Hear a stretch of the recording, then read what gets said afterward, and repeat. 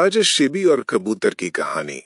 प्राचीन काल में शिबी नामक एक धर्मात्मा और न्यायप्रिय राजा थे, जो अपनी दानशीलता और शरणागत की रक्षा के लिए प्रसिद्ध थे। उनकी ख्याति दूर दूर तक फैली हुई थी। एक बार देवताओं ने राजा शिबी की परीक्षा लेने का निश्चय किया।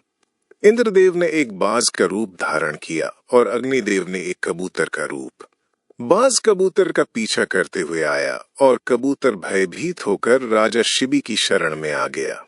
राजा ने कबूतर को अपने आंचल में छिपा लिया। थोड़ी देर बाद बाज वहां पहुंचा और राजा से बोला, हे राजन, ये कबूतर मेरा आहार है।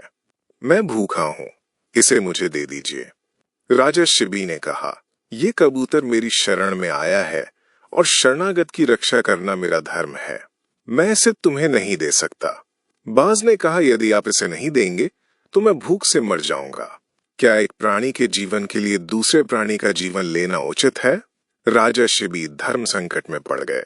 उन्होंने सोचा कि कबूतर को बचाने के लिए बाज को भूखा मारना भी उचित नहीं है। तब उन्होंने बाज से कहा, मैं तुम्हें इस कबूतर के वजन के बराबर अपना मांस दूंगा।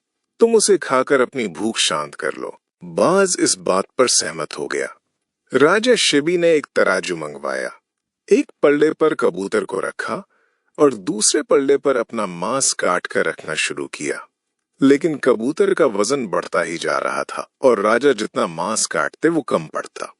अंत में राजा शिबी स्वयं तराजू के दूसरे पल्ले पर बैठ गए। ये देखकर बाज और कबूतर अपने वास्तविक रूप में आ गए।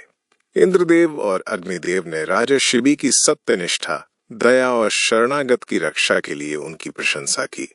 उन्होंने राजा शिबी को आशीर्वाद दिया और कहा कि उनकी कीर्ति अमर रहेगी।